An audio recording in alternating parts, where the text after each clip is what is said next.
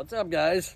I know a while back I did some videos on some wiring diagrams for a cooler and freezer and stuff. Was talking about the control loop and the defrost clocks and all that stuff. So I've gotten a lot of questions about the control loop with the solenoid and the thermostat. So I just rigged up something real elementary and rudimental here. It's not the neatest thing, but it's in the back of my truck, so I'm just doing it to show you guys how to wire up a thermostat and a solenoid for a walk-in cooler or freezer. All right, so this is what I got, guys. You see, I just got a basic thermostat here. I use this kind because it's a lot easier to see and understand. Just our solenoid valve.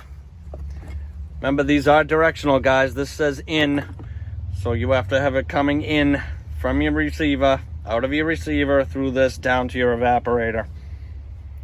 The line comes in to the evaporator. You can't put them in backwards. They won't work. They'll either leak by or they'll be completely restricted. They won't work at all. If you guys watched my earlier videos about this when I was going over time clocks and things like that, we're just going to go over this, guys. This is what I'm talking about when I say the control loop. You got it coming off of 4 and N on your clock if you have a defrost clock.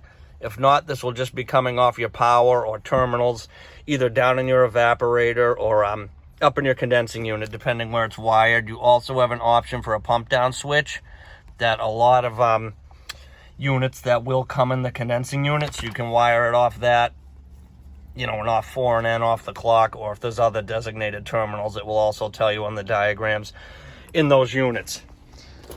So what I had the biggest trouble understanding when I was younger, I always thought, you got a picture, here's our two lines coming in. Say these are coming off of 4 and N, or what have you. I always thought you had to break both wires. Okay, I could never understand it. You're not breaking both wires. You got a picture, you got both these wires here. Just say one's a line, one's a neutral. You know, we got 4 and N. So what we have, if this is 220 volts, which I have this wired for, so you have red and yellow together. This is a dual voltage solenoid coil. So you wire red and yellow together, it's for 208 volts, which is a lot of control voltage in refrigeration. They also can be 115. They can also be 24 volts if you have a certain system like a Beacon 2 or whatever. So, but just picture these are our lines, okay? We got 115 coming in this side, the right side. We got 115 coming in the left side, okay? You're only breaking one of these. You got one side, it's coming into your thermostat. And it goes through here. Your thermostat breaks it. You're clicking, that's off, that's on. That means it's calling. Off, on. That means it will power your solenoid and pop this open. So this is still the same leg. It comes in one leg, it's the same leg. You're breaking it right here. Just loop it back around, and it comes to this side of your solenoid. Goes into there. This would be your other leg, say going back to N. Okay, and that's how you power. When you have both of these together, it gives you the 220. Same thing with 115 if it was the hot and the neutral. You're only breaking one leg. I don't know why it took me so long to understand that when I was younger, but it did. I shorted a few things out and everything till I finally understood it. You're only breaking one leg. It's the same with any control. Fan controls, pressure controls, everything. You're only breaking one side. You don't have to break the full 220. You can break this leg and have 0 coming to this line, but you have to be careful because you could still have 115 coming off of this into this side, but it won't power the solenoid because we're wired for 220. But you could still get shocked or hit or whatever, so that's what you got to be careful of. But again, that's really all it is, guys. If you look at the diagram, coming off NM4, or your pump down switch, or I said there may be other designated terminals in your condensing unit, depending on what you have and what the make and model is. You can also wire them like this with air defrost. See this is just power going to our fans. You can wire it right off the evaporator, take the power from the fans and go off. And as you can see, you're only breaking one leg. This one here, that's the leg that's getting broken. You can do it that way too if there's no clock. Or you can break the clock. If the clock's on the roof, you can just break a leg going to your controls up there, like your low pressure control and stuff, and that will pump it down that way. That's also if you have no solenoid too, but most systems have a solenoid. So I just wanted to go over this quick, guys. I know I got some questions on that. Hopefully this will explain something. Sorry for my rudimentary thing here, but I'm not going to throw anything fancy together inside of my truck. It'll bring power out to this out here, but hopefully you guys get the gist of it, all right?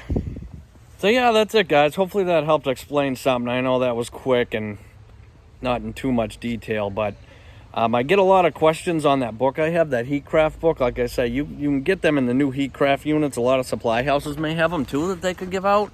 But also you can go to Heatcraft's website, and I know they got all kinds of diagrams on there and stuff, and you can get them and save them on your phone or print them out or whatever. I know they have to have them on there, so they're a good thing to have because they've saved me. They saved me many times. They help out a lot because you guys know most evaporators or whatever, all the diagrams get worn out, or they could be wired differently than what it says inside the evap, depending how it was. You know, and you also got a picture too. You can, like I said, that control loop, you can either do it downstairs right off the evaporator, or you can do it from the condensing unit. It all depends how the system is set up and how you set it up. You know what I mean? That control loop doesn't have to be a little 2-foot thing like I have. I mean, those wires could be running 200 feet, you know, up to a roof somewhere. You know, it's just, like I said, it all depends where it is and where your clock is and all that. So, pretty much it. Other than that, hope you're staying busy, guys. I know I am. We've been mad busy. I'm like wicked tired. We've been going balls to the wall, and it's been hot. So, just try to stay safe, guys. Any guys that are dealing with the whole mess in the country, just try to stay strong. Hopefully work will come back. I know some other states are getting hit hard right now, so just be safe, guys. Be strong. If you like what you're seeing, consider subscribing, please. I'd really appreciate it, guys. We're getting there. We're almost at 7,000 subscribers. I can't even believe it. When I started, I was like, oh my God, I just want to get 100 subscribers. I'm almost at 7,000. I appreciate it. It's all because of you guys. So you guys are awesome. I appreciate everything, guys. Stay safe, and I'll catch you boys in the next one.